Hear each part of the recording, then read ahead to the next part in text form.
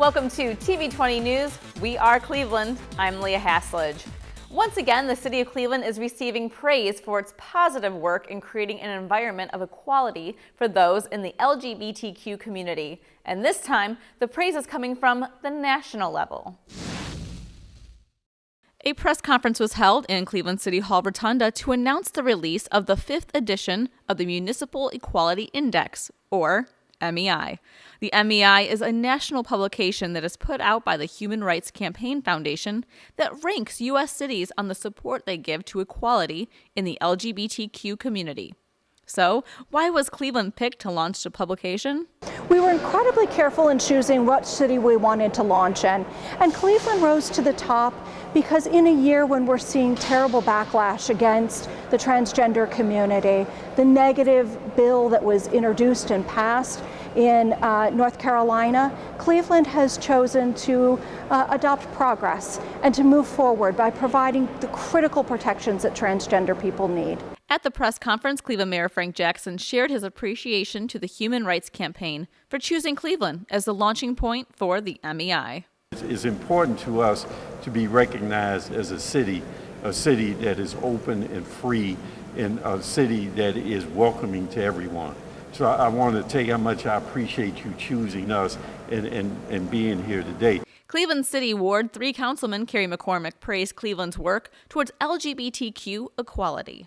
Every single step that the city of Cleveland takes towards LGBT rights, towards rights of all people of different backgrounds, we become a stronger, more unified, and better, well-rounded city poised to move forward and be successful in the future. For more information on the Human Rights Campaign and the Municipal Equality Index, visit their website at hrc.org. Louisa May Alcott School helped kick off the Ohio Safe Routes to School campaign, which designates safe routes for the kids to walk or bike to school safely. The campaign also encourages parents to walk with their kids as well. Cleveland Metropolitan School District Superintendent Eric Gordon says to think of it as a walking school bus. Today's event is part of our Safe Routes to Schools campaign. Mayor Jackson and I are part of the walking school bus, walking from this corner over to Louisa May Alcott School. It's a visual reminder to our families that all of us can be walking school buses on dad's walks, mom's walks, walking our kids to school on safe routes in our community. Once at the school, everyone gathered in the gym for a program where Cleveland Mayor Frank Jackson got the kids all excited about their school. Now, do you like school? Do you like this school? You like your teachers? You like your principal? You gonna do well? All right. Ward 15 Councilman Matt Zone expressed to the kids the importance of getting to school safely. All of you scholars understand how important it is to get to school safely, right? Whether you're walking or biking or coming in the car or on a bus, coming to and from schools safely is really important. Are you looking out for your fellow classmates when you come to school? For decades, the nonprofit agency Court Community Service has been helping judges at the Cleveland Municipal Court hand down sentences to low-level offenders that allows them to give back to the community with community service hours.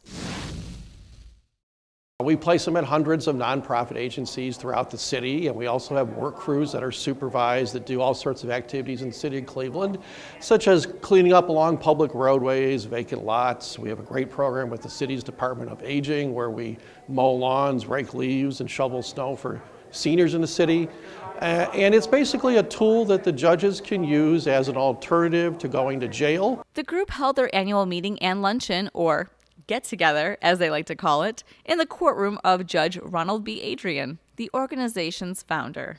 We invite some of the agencies that we work with, some of the different neighborhood people that are involved with some of the block clubs that we work with, judges, people from the court staff, council people, really just a way to show the partnerships that make this program help in the city and a way to thank folks a little bit. Each year, Court Community Service honors one individual or group for their work at the organization with the Ronald B. Adrian Award. Last year, all of the volunteers were honored.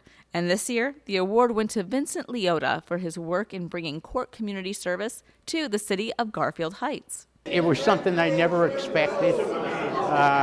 It's nice to see that people can recognize people, and there are good people in the community, in the city. I'm just honored to get it.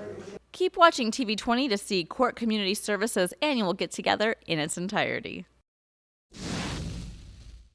Big congratulations to the 19 men and women who were promoted in rank at the City of Cleveland's Division of Police promotional ceremony. Before administering the oath of office, Cleveland Mayor Frank Jackson had some words of thanks for the newly promoted. And I want to, most of all, I want to thank you for your willingness to serve and your willingness to serve as a supervisor, because that is another dimension in your career. And as we move through the reform of the Division of Police, your position will become the most important position as we are looking at how do we manage personnel, how do we instill discipline, how do we do those things necessary to be the Division of Police that we really want to be. At the moment of swearing in by Mayor Jackson, 2 lieutenants were promoted to captains, 7 sergeants were promoted to lieutenants, and 10 patrol officers were promoted to the rank of sergeant. And I will faithfully, honestly, and impartially discharge the duties of Lieutenant of Police, State of Ohio, during my continuance in said office. Congratulations. Cleveland Police Chief Calvin Williams handed out the new badges to the newly promoted and then offered them some words of encouragement. With these stripes and bars come added responsibilities, and I have no doubt that you'll live up to those responsibilities. It's a campaign aimed at bringing police officers and community members together to discuss issues and learn from each other. It's called Coffee with a Cop, a program which started back in 2011 in California and has spread to communities all over the country. Here at this McDonald's in the 3rd District, Acting Commander Kevin Coleman and community leaders met with residents over coffee. The mission of the initiative is to break down the barriers between cops and the citizens they serve and protect. Organizers say the program is a great way to communicate with local residents and hopefully find answers. I'm hoping that they'll take away that we are the community, the police officers that are out here. They want to do good on behalf of the community, and we need their help as much as they need our help. And it really needs to be an effort on our part and their part. It's really about bringing the community together along with the commanders and the police officers, as well as folks from the community that can support and build this community the way it should be built. It's all about working together to make sure that we can help the community where we live and do business. And that's our goal. Coffee with a Cop was launched in Hawthorne, California back in 2011, and since then the program has been hosted in police departments in all 50 states. Domestic violence and elder abuse are very serious issues, but thankfully there is a resource center that can offer help to those who may find themselves in bad situations. It's called the Greater Cleveland Elder Abuse Domestic Violence Roundtable. Victoria Grant is co-chair of the organization. This organization came together as a way to look at older victims of domestic violence, some of the barriers and challenges they face when either seeking services or disclosing that they are victims of domestic violence. The group recently held their 3rd annual conference at St. Augustine's Manor to discuss the issue of older women of domestic violence. Today's event is our 3rd annual workshop that we put on as a way in conjunction with the National Domestic Violence Awareness Month. We put this event on in October to raise awareness about victims of domestic violence in later life. The conference included a variety of speakers, all of whom are experts in the field of elder abuse, who sparked discussion and action plans among those who attended the conference. For more information on the Greater Cleveland Elder Abuse Domestic Violence Roundtable, visit the website at dvcac.org. Hispanic Heritage Month came to a close here in Cleveland, and to celebrate, the city held its annual gala. Reporter Enrique Correa was there and has more on this popular event.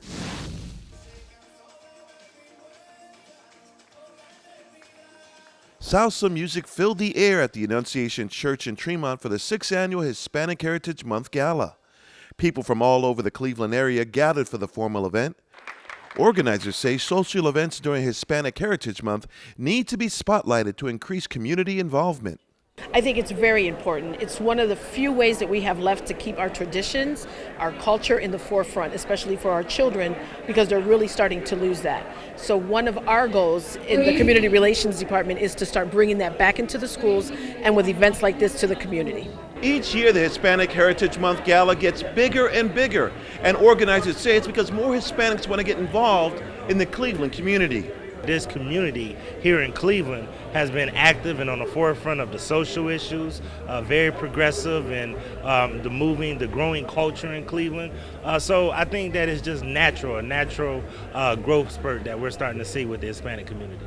We have seen a lot of people trying to register to vote.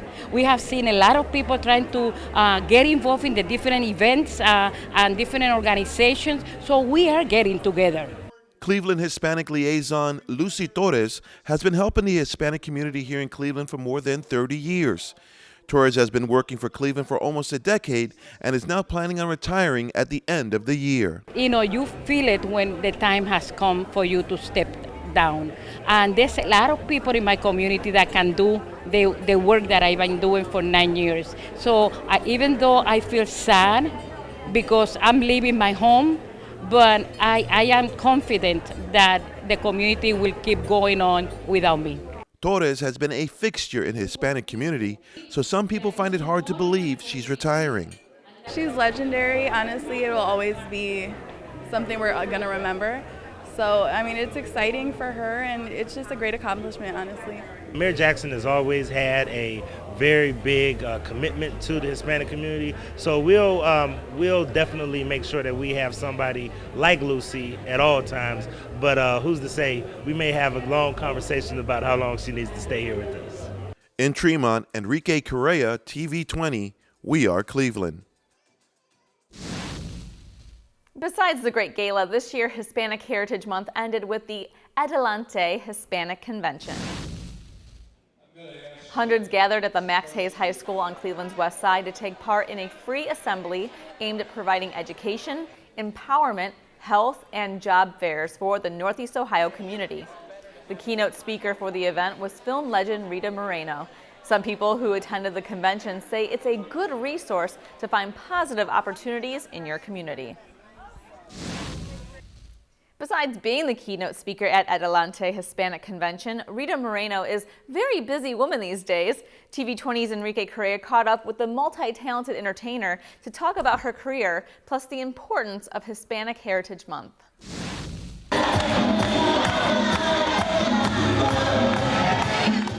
At age 84, there are no signs that Rita Moreno is slowing down. For more than 70 years, the iconic performer has been entertaining and educating us. The occasion today is to help the Hispanic community in the many ways in which they need some help, whether it's help in terms of health, in terms of registering. I think that's really, really important. And helping them in any way that the community sees fit and what the needs, trying to meet some of the needs of the Hispanic community. It's a great idea. And it takes a place like Cleveland to do it. This is such a city with such a big heart. I've noticed that. Besides being a role model, she's an actress, dancer, and an author with her self-titled memoir being released in English and in Spanish. Moreno recently released an album produced by Miami Sound Machine's Emilio Estefan, and if that wasn't enough, Moreno has a TV show on Netflix being released soon. I'm a very busy person. I'm 84 now, and I have a series coming out January 6th. Netflix is presenting One Day at a Time about a Cuban family, and it's produced by Norman Lear, who did the original One Day at a Time. Right. So I'm very excited about that. My life is terrific right now. Moreno is just one of 12 performers who have received the coveted EGOT, which means she's won an Emmy, a Grammy, an Oscar, and a Tony Award. After winning an Academy Award in 1961 for her role as Best Supporting Actress in West Side Story, Moreno thought she would get less stereotypical Latino roles in Hollywood.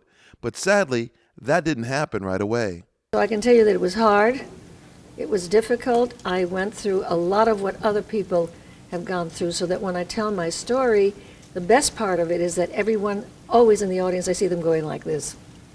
Yeah, me too, me too. But I think it helps them to know that what they see now is really a result of a lot of pain and strife and fortitude and perseverancia. Even though Moreno has seen the harsher side of Hollywood, she now says she's seen some progress in the industry. It's changed quite a bit. I'm happy to say the door at one time was barely ajar, and it's really more open now. I wouldn't say it's wide open, but you certainly see a lot more Latinos working in television. Not as much in films, but you see a lot more Latinos working in television. The next step really has to be the one that's going to be the hardest, and that is to give Hispanics roles that will earn them nominations. On Cleveland's West Side, Enrique Correa, TV20, We Are Cleveland. She's so spunky. I hope to be dancing just like her at 84. Well, don't change that channel. We'll be right back with more TV20 News.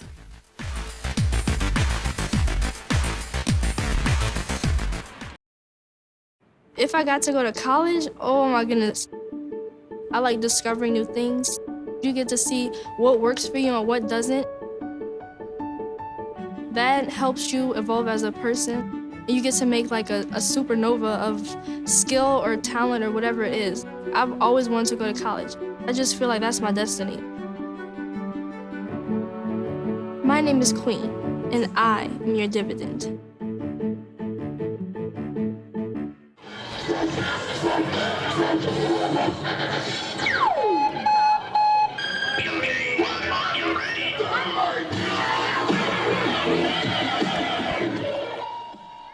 Welcome back to TV20 News. A new garden, park, and learning center is being built next to Miles Park Elementary School. Here's more from reporter Dan Monroe at the dedication ceremony.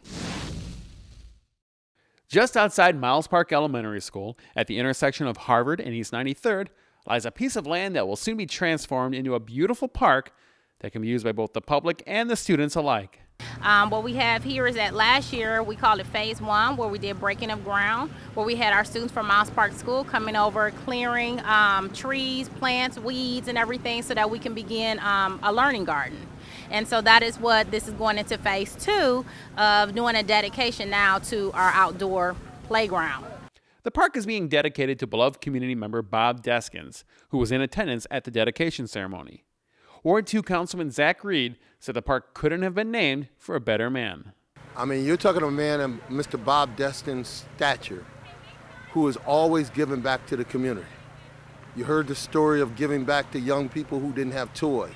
I can tell you about giving back to a community where houses that needed to be demolished and we had no resources to have them demolished, but we needed them out of the way for development, and he would donate those services. I can tell you stories about how he's donated to the community as a whole. Mr. Deskins was thrilled and honored to have the park named after him, and that will be used as a place of fun and learning for the kids for years to come. Well, they dedicated a garden to me in the name of the kids, and I'm really happy for that because kids are very important to me. I have a lot myself, and I support a lot with my Kiwanis Club and with my various charities I support for kids. And this really makes me feel good inside. At the newly dedicated Bob Deskins Park for TV20, I'm Dan Monroe. The late Congressman Louis Stokes was honored at a recent Cleveland City Council meeting. The meeting started with a book signing of the late Congressman's autobiography, The Gentleman from Ohio, by his daughter, Lori Stokes. Inside the chamber, the family was presented with proclamations by Mayor Frank Jackson and the Cleveland City Council commemorating the publishing of the autobiography. Afterwards, Mayor Jackson shared some of his thoughts to the crowd.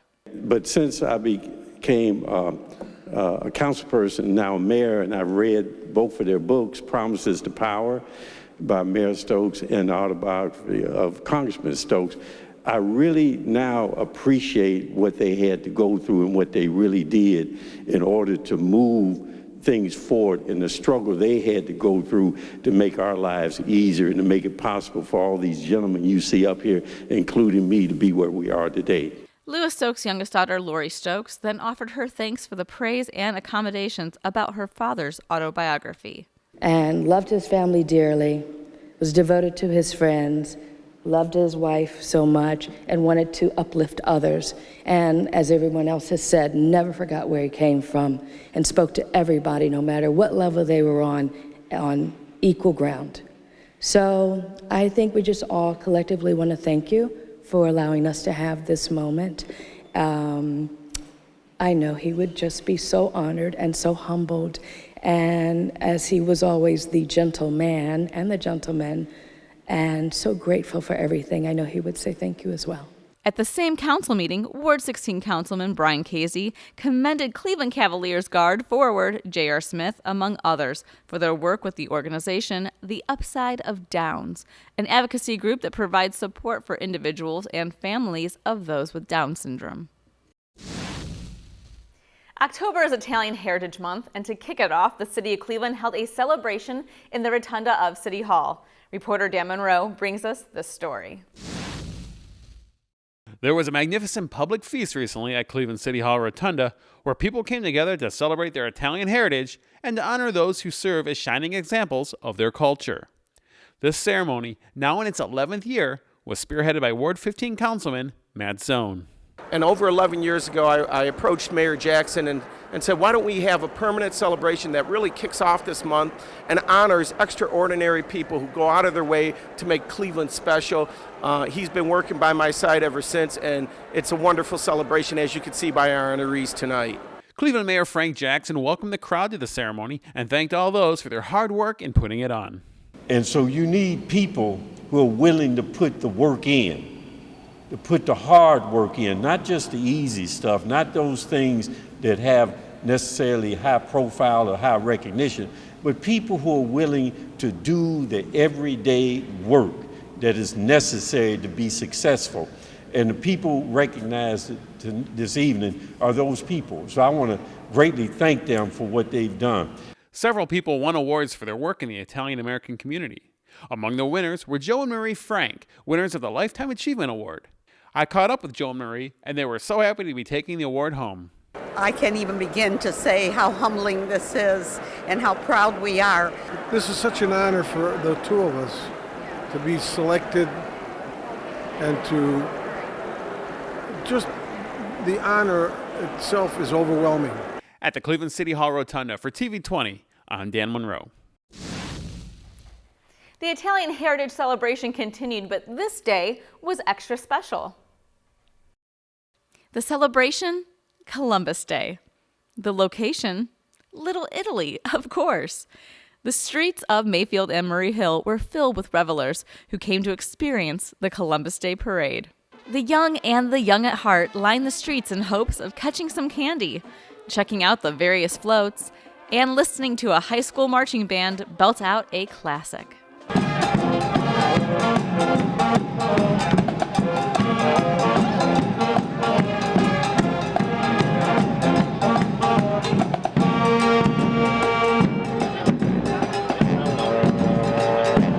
The parade lasted nearly an hour and a half. The highlight of the parade came at the end, when the Orlando bakery truck tossed out bags of ciabatta bread to the crowd. It was a beautiful, sunny day as Cleveland Public Power held their 10th annual open house. The highlight of the event, says CPP Marketing Manager Shelly Shockley, is the Solar Sprint model car race. The race was added to our events 3 years ago in an effort to engage Cleveland students in science, technology, engineering, and math. So what they do is they actually come to our offices before this event takes place. They pick up a kit and we talk to them about designing their kits, and then they work with their teachers and families to build these cars, and then they race them. A record 16 teams signed up for this year's Solar Sprint, each designing their own unique car. Only one thing can power these cars, and that's the sun. Fortunately, there was plenty to go around, and come race time, the cars took off. My name is Kaylee. I go to Charles A. Mooney. Solar Sprint was good because we got to use the sun energy to power a car and to make it go. Shockley says they hold the open house every year so people in the community can come out and have some fun and also learn a thing or two about Cleveland Public Power. We did this to not only help the kids, but also to bring interest and to our event so that we could tell people all the great things about public power, that we are owned by the city.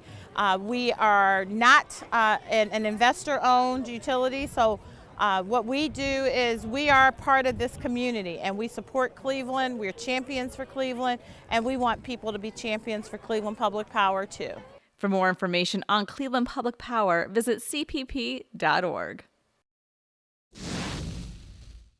For the past 13 years, the Cleveland Clinic has hosted a multicultural health and wellness summit for women known as Celebrate Sisterhood. The theme of this year's event, which was held at Executive Caterers at Landerhaven, was a celebration of flavorful foods and healthy cooking. The summit was founded by Dr. Linda Bradley. We want women to be the best version of themselves. And how do you become the best version of yourself? By becoming educated. So today is a beautiful day. Multicultural cooking, exercise, fitness, and learning how to read nutrition labels. So we want our participants to know what to do, how to do it, and then implement it. The day kicked off with a wellness fair featuring numerous exhibits and vendors. The summit itself featured a keynote speech by a personal chef and several cooking demonstrations. We always tell women, be healthy, keep your families healthy, but we don't give them practical tools to do that. And here today we're going to have demonstrations. We're going to have the chefs tell us how to make quick meals, healthy meals, and they're going to tell us that or show us that the foods can be tasty and healthy at the same time. So hopefully people leave here, having had a great time, but also taking some practical tools home to help their families be more healthy. Personal chef Eric Wells gave the keynote address at the summit and also put on a very healthy, delicious, and informative cooking demonstration. For more information, visit clevelandclinic.org.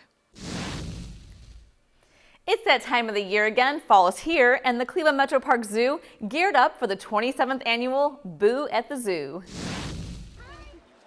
Families were invited out for a special preview of preparations for Boo at the Zoo. Dozens of kids in costumes were able to watch as animal keepers treated the elephants, tigers, and grizzly bears to fresh pumpkins. They're used to them, and they know what they are when they see them. Pumpkins, watermelons, anything big like that, they really enjoy. We usually use it for a special treat and reinforcement and for training, and then sometimes just for an enrichment item for the elephants. We'll hang them up in the nets, and we'll spend quite a bit of time working, climbing, trying to dig them out and eat them. Pumpkins don't grow in any of these animals' natural habitats, so it wouldn't be a normal food that they would get to eat in the wild, but it sure makes for a good treat. But when they see it, they're going to go right for it. It's going to be probably the first thing they eat that's in the exhibit, something new. And it obviously tastes good because they keep going back to them and eating them time and time again. This year's Boo at the Zoo event included 8 treat stations, magic shows, special character meet and greets, a spooky train ride, the Monster Mash dance party, and more. To purchase tickets for the zoo, visit clevelandmetroparks.com. The Hunger Network of Greater Cleveland was placing bets that this year's Rollin' on the River event would be a night to remember as one of Cleveland's marquee parties for young professionals. Here's reporter Christian Patterson with more. Yes, Leah, I'm here at the Westin in downtown Cleveland for the 10th annual Rolling on the River event to benefit the Hunger Network of Greater Cleveland. Tonight's event is a party with a purpose, and that purpose is to help those in need. Well, tonight is casino night, so there is fake gambling going on. A ticket got you $200 of fake money to use at the tables, so that came with your ticket. But we also have a silent auction, and there are, I don't even know, 30, 40 items over there for auction, and we have some games that you can play. For like raffle tickets and all of that. So there's that, there's great food, there's great people who are here to support the Hunger Network, and so it's going to be a busy, fun night. Over the past 9 years, Rolling on the River has raised nearly $500,000 to help make sure that families in need have access to nourishment, wellness, and community. That we're really proud of the Hunger Network because 95 cents on the dollar that we raise goes to actual food programs, not administrative expenses. So most of the dollars that are donated are going right to the programming. So in every dollar we raise, that's 4 meals. So over the course of this 10 years that we've been able to do this event, we've raised hundreds of thousands of dollars, generated an ability to purchase over 2 million meals for this community, which is a tremendous amount of food in this community. Fundraising is a major key when it comes to the Hunger Network. Their goal is to raise at least $100,000 this year to continue to provide food and links to 60,000 hungry Greater Clevelanders who enter their facilities. Well, we have hunger centers throughout Cuyahoga County, and I want to say, it fluctuates between 30 to 35 centers in Cuyahoga County, and the Hunger Network has a safety net. So wherever you live in Cuyahoga County, you have access to some food pantry in your area. So whether you live in Strongsville or Berea or Solon or East Cleveland, there's always going to be a pantry near where you live that you have access to, not just random food that might be available at the pantry, but a nutritious bag of food that supplements your nutritional needs. And while the evening is full of fun and excitement, the real reason young professionals support the event is to help diminish hunger in our community. It is so vital to continue to think that, hey, just because you're happy, I'm happy, we have a roof over our house, there are people next door, around the corner, that don't. And to think that you can just do a little bit, have a little fun with some friends, dress up, try to look nice, that's what it's all about. Fundraising is so key. And the way they stylize this event to get you to continue to spend and continue to donate, all for a good cause, I think that's pretty good, don't you? Reporting from the Westin in downtown Cleveland, I'm Christian Patterson for TV20. We are Cleveland. Thanks for watching TV20 News. I'm Leah Haslage. Up next, we'll have Christian Patterson with the Inside Sports Report.